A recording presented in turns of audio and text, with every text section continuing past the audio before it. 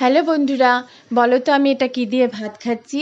দেখতেও কি সুন্দর লাগছে আর অসাধারণ হয়েছিল খেতে, ভীষণ ভালো। তো কি বলো তো, এটা হলো শিমের দানা।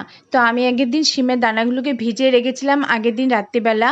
তারপরের দিন সকালবেলা আমরা দুজন বেশ বসে 2-3 জন বসে আমরা সেটাকে ছাড়িয়ে নিয়েছি। আর দেখো ছাড়ানোর পরে কি সুন্দর হয়েছে দানাগুলো, এই যে দেখো কি সুন্দর লাগছে।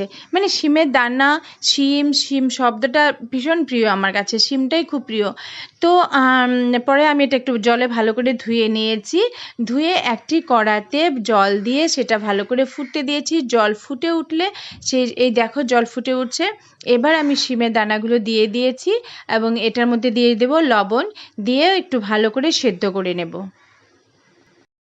আর ভালো করে সেদ্ধ হওয়ার পরে আমি এটাতে হলুদ দিয়েছি, হলুদ দিয়ে আর একটুখানি সেদ্ধ করে নিয়েছি। এরপরে ভালো সেদ্ধ হওয়ার পরে আমি এটাকে ফোড়ন দিয়েছি, সোমবারে ফোড়ন দিয়েছি 5 ফোড়ন, তারপরে শুকনো লঙ্কা দিয়ে ডালটা তৈরি হয়ে গেছে। আর এবার গরম গরম ভাতের মধ্যে ডালটা ঢেলে নিয়েছি। ইস কি দারুণ লাগছে দেখতে। আমি অনেক দিন পর ভয়েস দিচ্ছি, কিন্তু এখনও আমার মনে হচ্ছে খাই, আবার যেতে হবে, এত স্বাদ হয়েছে। তোমরা যদি কেউ খেয়ে থাকো বলো তো কেমন লাগে, আর যদি না খেয়ে থাকো তাহলে অবশ্যই খাবে। তো কেমন লাগলো ভিডিওটি? আশা করি সবাই ভালো থেকো, সুস্থ থেকো।